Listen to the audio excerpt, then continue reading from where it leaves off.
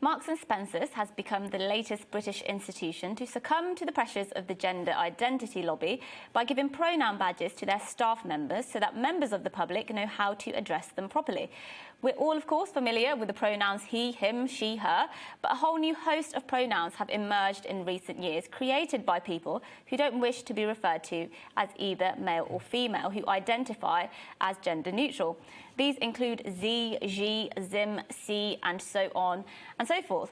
It's not exactly clear what the penalty is for not learning these new pronouns, presumably being labelled transphobic and being reported to the police for committing a hate crime.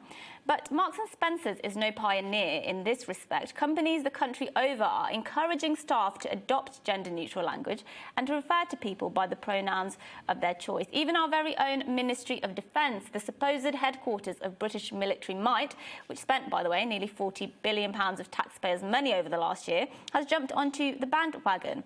Just a couple of days ago, it was revealed that the Ministry of Defence officials have been told to state their preferred pronouns in meetings and have been issued with inclusive language guidance which warns against the use of the word female. That's in case it's offensive to gender non-conforming people or the trans community. My position is this: people can refer to themselves as whatever they please. If people want to personally identify as non-binary or gender fluid, it's perfectly right that they should be allowed to do so. If people want to personally identify as men when they're born women or vice versa, again, that's a personal matter for them. But that's exactly what it is, a personal matter, not a matter to be enforced on everyone else. If I'm ever told to state my pronouns in the beginning of a work meeting or forced to use a whole range of alien alternative words I know full well make no grammatical sense and that I'm supposedly not allowed to question, I will have to kindly decline, thank you. I'm simply not doing it. Not because I'm transphobic, I'm neither scared of nor hateful of transgender people, and not because I don't recognise gender-neutral people are human beings with civil rights. Of course I do. I just don't recognise the ideological framework which forces people to believe in the supremacy of gender identity over biological fact. And I certainly don't recognise the legitimacy of any ideological framework that seeks to police my use of language.